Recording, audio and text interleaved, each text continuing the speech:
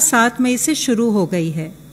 जैसे मैंने पहले भी साझा किया था, इस प्रकार की यात्रा के लिए जो एसओपी जारी की गई है, उसके अनुसार विदेशों में फंसे भारतीय संबंधित भारतीय दूतावास और उच्च आयोग में अपना पंजीकरण कराएंगे। गर्भवती महिलाएं, छात्र, वीजा अवधि समाप्त होने वाले व्यक्ति, मेडिकल इमरजेंसी केसेस इत्यादि को यात्रा में प्राथमिकता दी जाएगी। बोर्डिंग से पहले यात्रियों की स्क्रीनिंग की जाएगी। केवल एसिम्प्टोमेटिक यात्रियों को ही यात्रा की अनुमति होगी। यात्रा के दौरान सिविल एविएशन और हेल्थ के प्रोटोकॉल्स का अनुपालन करना होगा। बोर्डिंग के पहले सभी यात्री अंडरटेकिंग देंगे कि वे भारत में आगमन पर 14 दिनों तक न्यूनतम अवधि के लिए अपने खर्चे पर अनिवार्य इंस्टीट्यूशनल क्वारंटाइन में रहेंगे। गंतव्य पर सभी की मेडिकल जांच की जाएगी और सभी को आरोग्य सेतु ऐप पर अपने आप को रजिस्टर करना होगा। अगर कोई यात्री सिम्प्टोमेटिक पाया जाता है, उन्हें हेल्थ प्रोटोकॉल के अनुसार मेडिकल फैसिलिटी में पहुंचाया जाएगा। बाकी यात्री इंस्टीट्यूशनल क्वारंटाइन में पहुंचाए जाएंगे। 14 दिन के इंस्टीट्यूशनल क्वारंटाइन के बाद इनका दोबारा कोविड टेस्ट किया जाएगा और स्वास्थ्य प्रोटोकॉल के अनुसार अग्रिम कार्यवाही की जाएगी। इंस्टीट्यूशनल क्वारंटाइन की व्यवस्था संबंधित राज्य या केंद्र शासित प्रदेश की सरकार की करेगी। विदेश मंत्रालय यात्रियों की सूची उनके आगमन से पहले संबंधित राज्यों के साथ साझा करेगी। इसी प्रकार से बहुत से विदेशी ग्रीन कार्ड या ओसीआई कार्ड होल्डर्स और भारतीय जो विभिन्न कारणों से विदेश जाना चाहते हैं, उनके लिए भी यात्रा की व्यवस्था की गई। राष्ट्रीय यात्रियों के लिए एयरपोर्ट्स अथॉरिटी ऑफ इंडिया ने भी एक एसओपी बनाई है, जिससे कि सोशल डिस्टेंसिंग, हेल्थ प्रोटोकॉल्स का एयरपोर्ट्स पर अनुवाद। स्वास्थ्य मंत्रालय, विदेश मंत्रालय, गृह मंत्रालय, सैन्य मामलों के विभाग, सिविल एविएशन मंत्रालय और एयर इंडिया के वरिष्ठ अधिकारियों की एक इंटर मिनिस्ट्रियल कोऑर्डिनेशन कमेटी का गठन किया गया है। यह कमेटी मिलकर एसओपी को लागू करने के लिए और व्यवस्थित तरीके से यात्रा को सफल बनाने के लिए सभी आवश्यक कार्रवाई सुनिश्चित करेगी। कमेटी संबंधित राज्य सरकारों के साथ विदेश से आने और जाने वाले व्यक्तियों की यात्रा की व्यवस्था के लिए समन्वय करेगी। इस क्रम में नौसेना का जहाज आईएनएस जलश्वा मालदीव्स पहुंच गया है और वहां से लगभग 700 यात्रियों के साथ, जिनमें बच्चे और महिलाएं शामिल हैं, आज रवाना होगा। यह अनुमान है कि 10 मई की रात तक यह कोची पहुंचेगा। कल अबू धाबी से कोची और दुबई से कोझिकोड के लिए फ्लाइट्स लगभग 354 यात्रियों को लेकर पहुंच चुकी हैं। आज सिंगापुर से दिल्ली की फ्लाइट भी 250 से अधिक यात्रियों के साथ पहुंच गई है। 5 और फ्लाइट्स आज पहुंचेंगी।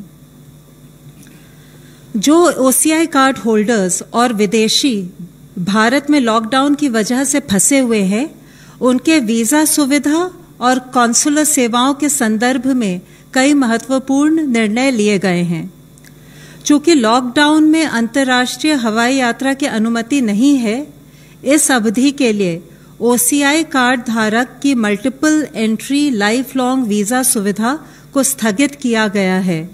परंतु ओसीआई कार्ड धारक जो पहले से ही भारत में हैं, उनका ओसीआई कार्ड किसी भी अवधि तक भारत में रहने के लिए वैध होगा। प्रतिबंध के दौरान अगर ओसीआई कार्ड धारक बहुत आवश्यक कारणों से भारत की यात्रा करना चाहें, तो वे भारतीय मिशन से वीजा के लिए संपर्क कर सकते हैं। जिन विदेशी नागरिकों का वीजा एक्सपायर हो रहा है, उनके ऑनलाइन आवेदन पर उनके वीजा को ग्रेटिस आधार पर, यानी बिना शुल्क लिए एक्सटेंड किया जाएगा। ये सुविधा रेगुलर या ई वीजा दोनों के लिए उपलब्ध है। इस एक्सटेंशन पर ओवरस्टे की पेनल्टी नहीं लगेगी। भारत द्वारा अंतर्राष्ट्रीय हवाई यात्रा पर प्रतिबंध हटाने के 30 दिनों की अवधि तक यह वैलिड होगा। मैं फिर से सबसे अनुरोध करूंगी कि यात्रा के दौरान सार्वजनिक स्थानों पर, कार्यस्थलों पर हम राष्ट्रीय निर्देश, सोशल डिस्टेंसिंग और हेल्थ प्रोटोकॉल्स का पूर्ण रूप से अनुपालन करें, जिससे कि कोविड-19 संक्रमण से हम अपना और औरों का बचाव कर सकें। धन्यवाद। धन्यवाद। स्वास्थ्य मंत्रालय के प्रतिनिधि प्लीज। देश में अब तक 16,540 पीपल कोविड-19 से क्योर हो चुके हैं और total 37,916 cases active medical supervision में हैं।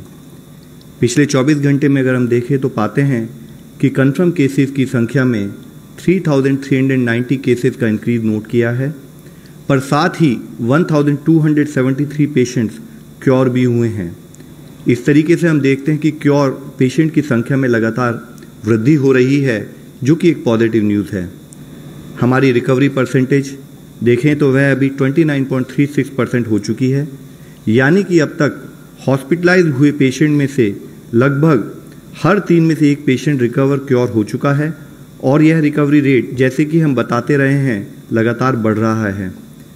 कल तक का डेटा देखें तो हम पाते हैं कि जो हमारे पेशेंट एक्टिव मेडिकल सुपरविजन में हैं, उनमें से 3.2% ऑक्सीजन सपोर्ट पर हैं, 4.7% आईसीयू सपोर्ट से रिलेटेड सर्विसेज पा रहे हैं और साथ में 1.1% पर्सन जो हैं वह वेंटिलेटर सपोर्ट पर हैं। हमारे कंट्री में अगर हम देखें तो पाते हैं कि 216 जिले ऐसे हैं जहां पर कोई केस रिपोर्ट नहीं हुआ है। 42 ऐसे जिले हैं जिनमें पिछले 28 दिन से कोई केस नहीं आया है। 29 ऐसे जिले हैं जहां पर पिछले 21 दिन से कोई केस रिपोर्ट नहीं हुआ है।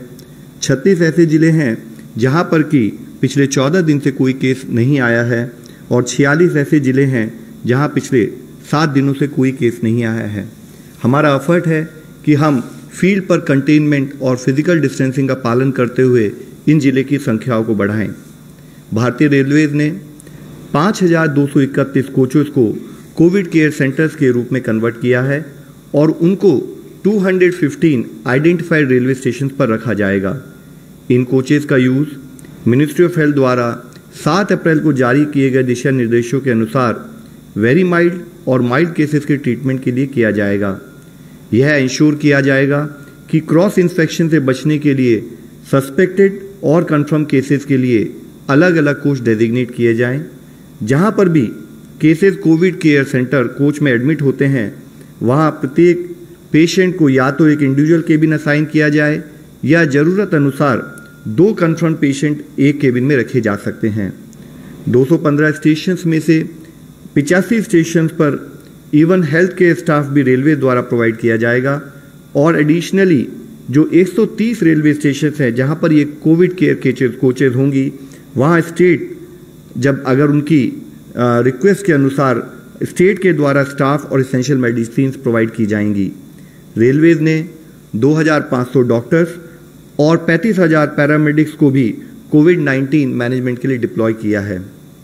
इसके साथ ही आईसीएमआर ने प्रोजेक्ट प्लेसिड के तहत प्लेसिड यानी phase 2 open label randomise control trial को उनको नेशनल एथिक्स कमेटी से मंजूरी मिल गई है, जिसके तहत आईसीएमआर कॉन्वलेसेंट प्लाज्मा की सेफ्टी और एफिकेसी को असेस करने के लिए क्लिनिकल ट्रायल्स 21 हॉस्पिटल में करेगा, जिसमें से कि 5 अस्पताल महाराष्ट्र से हैं, 4 गुजरात से हैं, राजस्थान, तमिलनाडु, मध्य प्रदेश और उत्तर प्रदेश से 2-2 अस्पताल हैं।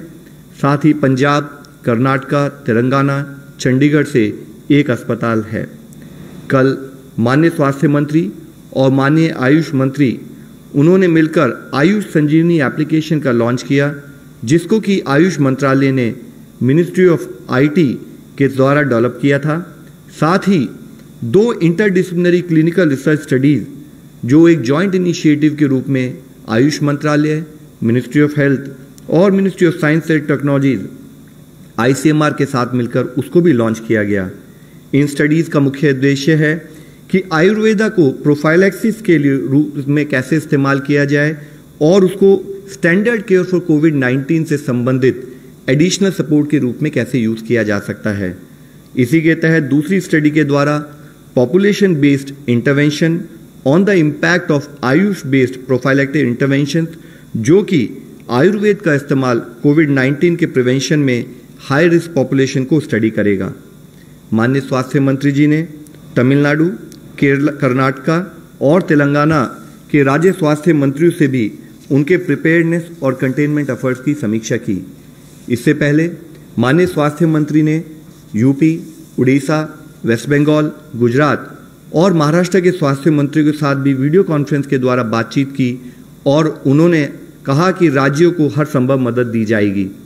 उन्होंने यह भी कहा कि अन्य राज्यों से आने वाले माइग्रेंट वर्कर्स की उचित क्वारंटाइन व्यवस्था हर जिस स्टेट में वह लौट रहे हैं वहाँ की जाए और सारी यानी कि सीवियर एक्यूट रेस्पिरेटरी इलनेस और इन्फ्लुएंजा लाइक इलनेस केसेस की सैम्पलिंग और टेस्टिंग की उसको बढ़ाया जाए, उसकी आवश्यकता पर भी उन्होंने बल दिया। माननीय स्वास्थ्य मंत्री जी ने रेड क्रॉस वॉलंटियर्स द्वारा देश में किए जा रहे रिलीफ मटेरियल के डिस्ट्रीब्यूशन को भी वर्ल्ड रेड क्रॉस डे पर सराहना की। स्वास्थ्य मंत्रालय ने विदेश से लौटने वाले कॉन्टैक्ट्स, आइसोलेशन ऑफ सस्पेक्ट्स या कंफर्म केसेस के लिए राज्यों में फैसिलिटी क्वारंटाइन, फैसिलिटी आइसोलेशन के लिए hotels, service apartment, lodges etcetera के यूज करने के लिए भी अतिरिक्त दिशा निर्देश जारी किए हैं। यह services clinically assessed pre symptomatic और वेरी माइल्ड केसेस के लिए प्रोवाइड की जा सकती है, जिसके तहत जो लोग जिनके यहाँ पर रिक्वायर्ड होम आइसोलेशन की फैसिलिटीज अवेलेबल नहीं है वह इसका इस्तेमाल कर सकते हैं। लेकिन इसके लिए ज़रूरी है कि जो भी ये होटल हों उनमें इन हाउस फैसिलिटी हो एक ट्रेन डॉक्टर और नर्स की, और जो उन सस्पेक्ट और कॉन्टैक्ट केसेस को वहाँ पर रेगुलरली मॉनिटर करें, साथ में डिस्ट्रिक्ट सर्विलेंस ऑफिसर के टच में रहते हुए उनकी हेल्थ स्टेटस के बारे में रेगुलरली बताते रहें। एक लैब से उनका प्रॉपर टाई अप होना चाहिए। साथ ही वाईफाई फैसिलिटी के द्वारा आरोग्य सेतु एप्लीकेशन का इस्तेमाल उन पर्टिकुलर सस्पेक्ट और पेशेंट कंफर्म केसेस द्वारा किया जाना चाहिए।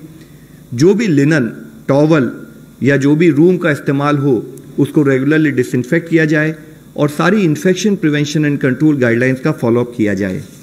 इसके साथ ही जब माइग्रेंट वर्कर्स अपने रेस्पेक्टिव स्टेट्स में वापस लौट रहे हैं, इस बात पर एम्फेसिस होना बहुत ज़रूरी है कि मूवमेंट के दौरान उनको इन्फेक्शन प्रिवेंशन मैनेजमेंट से संबंधित सभी प्रिकॉशंस का फॉलोअप हो, जैसे कि ऑर्गेनाइज किया गया हो, वह चाहे होम क्वारंटाइन हो या फैसिलिटी क्वारंटाइन हो, सभी नियमों का पालन किया जाए। यह कार्य करते समय माइग्रेंट वर्कर्स, उनसे हमारी रिक्वेस्ट है कि वह समझें कि जो भी एफर्ट्स किए जा रहे हैं वह उनकी, उनके परिजनों की तथा उनके शहर और उनके गांव की रक्षा के लिए हैं। सभी डूज एंड डोंट्स का पालन किया जाए। सभी लोग physical distancing, hand hygiene, respiratory hygiene और रिक्वायर्ड सैनिटेशन और एनवायरमेंटल हाइजीन का एक बिहेवियरल चेंज के रूप में अपनी लाइफ में पालन करें। वह क्वारंटाइन की गाइडलाइंस का अमल करें और अपने लोकल एडमिनिस्ट्रेशन का सपोर्ट करें। धन्यवाद। धन्यवाद। अनंत प्रकाश पांडे, इंडिया टीवी।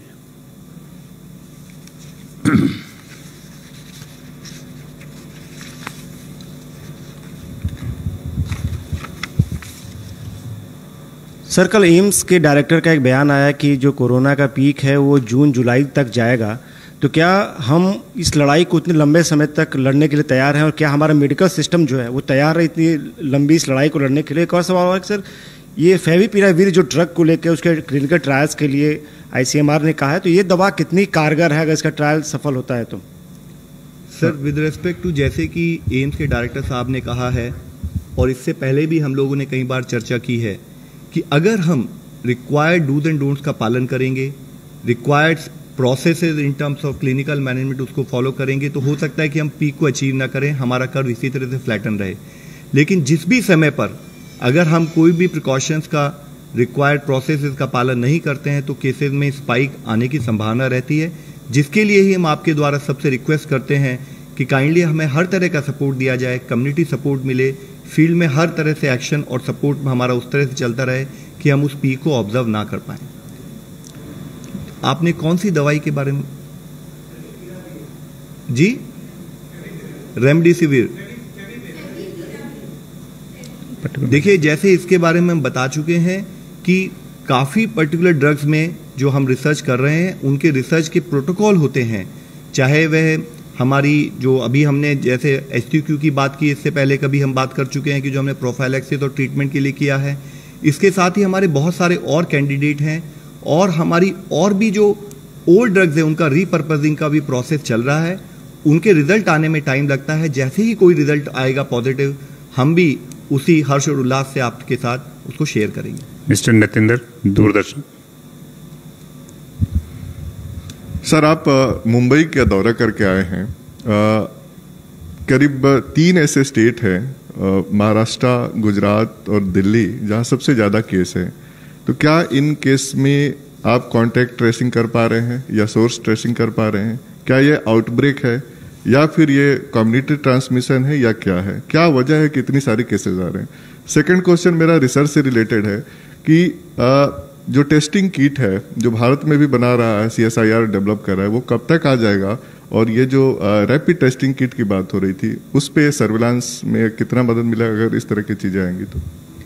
सर, जैसे हम सब लोगों को अवगत है कि कुछ स्टेट्स में पिछले कुछ दिनों में संख्या में बढ़ोतरी हुई है, जिसमें महाराष्ट्र भी है, गुजरात भी है, दिल्ली भी है, तमिलनाडु, राजस्थान, मध्य प्रदेश, इन स्टेट्स में ओवरऑल काफ़ी केसेस भी रिपोर्ट हुए हैं। हमारे लिए ज़रूरी है कि government of India state government के साथ कोऑर्डिनेट करते हुए किस तरह से हम अपने कंटेनमेंट एफर्ट्स को और स्ट्रेंथन करें ताकि हम उन केसेस की, उनमें जो प्रोग्रेस हो रही है उसको हम रोक पाएँ। जिसके लिए ज़रूरी है कि हमारे कंटेनमेंट एफर्ट्स बहुत ही स्ट्रिंजेंट हों और साथ में जितने भी हमारे प्रोसेसेस हमने बताए in terms of physical distancing, उसका फील्ड लेवल पर प्रॉपर तरीके से पालन हो।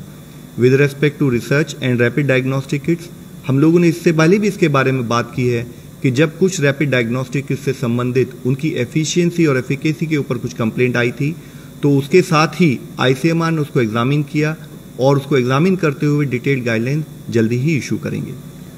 ऑनलाइन क्वेश्चन है, is the home ministry considering to open restaurants, street corners, eateries, sweet shops, etc. in June first half in a graded manner? This is from Sunday Guardian, Naptan Kumar. I think it is too early to comment on this. Okay, Mr. Pranay Upadhyay, ABP News. Sir, आप लोग समय समय पे ये mathematical modelling और assessment करते रहे हैं कि नंबर कितना हो सकता है, किस तरीके से ग्रोथ रेट होगा। जो जून और जुलाई में पीक की बात की जा रही है, तो आपका मौजूदा आकलन इस समय क्या है कि कितने तक नंबर जा सकता है? और आज अगर करीब 3,500 3,500 के केसेस रोज आ रहे हैं, तो हम कितने केसेस एक्सपेक्ट कर सकते हैं अगर पीक जून जुलाई में आता है तो? और इसी से जुड़ा हुआ है कि भारत में लोग जो इस चीज को लेके चिंतित हैं, तो क्या आप उन्हें सलाह देंगे कि जब पीक आएगा तो इससे ज्यादा क्या कॉशन और लिया जाना चाहिए? और दूसरा सवाल मेरा होम मिनिस्ट्री से है कि जिस तरीके की औरंगाबाद में घटना हुई है, मजदूर जो है रेलवे की पटरी पे मारे गए हैं, इस तरीके की घटनाओं को रोकने के लिए क्या कुछ रिवाइज गाइडलाइंस दी गई हैं कि मजदूरों तक ये कम्युनिकेशन जाए कि रेल में ट्रेनें चल रही हैं इसलिए वो पटरियों पर पैदल न चलें? तो पहले प्रश्न के जवाब में मैं आपको बताना चाहूँगा कि सबसे पहले हमें ये समझना है कि कॉन्सेप्ट ऑफ पीक हम किस विषय में बात कर रहे हैं। तो हमें ये समझना पड़ेगा कि जब हम कोई एनालिसिस करते हैं, और जितना आप डिफरेंट टाइप के एनालिसिस इस टाइम डिफरेंट ऑर्गेनाइजेशन ने दी है, तो कुछ हजार से लेकर कई करोड़ तक केसेस का आकलन उन्होंने प्रोजेक्शन में दिया है। हमें ये समझने की ज़रूरत है कि जब हम कोई एनालिसिस करना चाहें उस केस में, उसके वेरिएबल्स इस टाइम इतने ज़्यादा हैं कि उसके कारण से ही जो ये फिगर्स जो डिफरेंट ऑर्गेनाइजेशन प्रोड्यूस करते हैं वो इतनी ज़्यादा होती हैं, इतनी वाइडली वेरिंग होती है कि उसके बेसिस पर एक फील्ड एक्शन को डिटरमिन करना I think it will be slightly difficult. तो उसके लिए ज़रूरी है कि हम क्या करें, हम ये आइडेंटिफाई करें कि आज हमारे केसेस किस गति से बढ़ रहे हैं, यानी कि हमारा प्रेजेंट आकलन, जिसको हम चाहे ग्रोथ रेट ऑफ केसेस बोल सकते हैं या हम उसको डबलिंग रेट बोल सकते हैं, जो उसका इन्वर्स है, यानी कि कितने दिन में केसेस डेवलप हो रहे हैं। तो उसके बेसिस पर अगर हम एनालिसिस करते हैं तो हम पा ही रहे हैं कि जैसे करीब 10 दिनों में हमारा आज डबलिंग रेट नोट किया जा रहा है। और उससे लिंक इशू ये है कि अगर हम एक पर्टिकुलर डबलिंग रेट नोट करते हैं, तब हम ये एनालिसिस करना जरूरी है कि किन पर्टिकुलर प्रांतों में, किन जिलों में या किन सिटीज़ में वह रेट जो है वो उससे ज़्यादा है, या उस रेट के संबंधित हमारी गाइडलाइंस के तहत वहाँ पर कुछ और एडिशनल एफर्ट्स करने की ज़रूरत है। तो जब हमारा ये आकलन होता है तो हमारा पूरा एफर्ट ये होता है कि कैसे हम अपने डबलिंग रेट को और बढ़ाएं, कैसे उनकी दिनों की बढ़ोतरी हो, और उसी के कंसर्न इफेक्ट में आप पाते हैं कि हम स्टेट्स के साथ कोऑर्डिनेट करते हैं। जैसे अभी आपने मुंबई के बारे में जिक्र किया, उसी तरीके से हम स्टेट से रिक्वेस्ट करते हैं, उनके साथ मिलके प्लान करते हैं कि कैसे हम उन केसेस की संख्या को कम कर सकें, जिसमें हमारा मेजर एफर्ट प्राइमरली होता है कि हम कंटेनमेंट एफर्ट्स को और स्ट्रॉन्ग करें। इसमें यह समझने की जरूरत है कि आज अगर हम लोग कलेक्टिवली इस दिशा में काम करते रहें तो जिस तरीके से जो केसेस का ग्राफ हमें मिल रहा है, शायद कुछ हद तक अगर हम इसको मैनेज कर पाएंगे, ये सिचुएशन दिखती है, आराम से हम इसको मैनेज कर सकते हैं, दिखती है। लेकिन लिंक चैलेंज हमेशा ये रहा है, जैसे हम कई बार बोला है कि हमारी प्रतिदिन की बैटल है। तो अगर हम इन्फेक्शियस डिजीज मैनेजमेंट के एंगल से देखें तो एक भी स्थान में हमारी कोई भी फेलियर वह हमारे ओवरऑल एफर्ट को इम्पैक्ट करती है।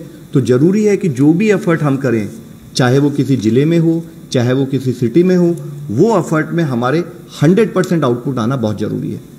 तो ये बहुत इंपॉर्टेंट इशू है कि हमारे फील्ड फंक्शनरी, हमारा कम्युनिटी सपोर्ट उसी इंटेंसिटी और उसी विगर के साथ बना रहे। Reema Parashar, Indian news.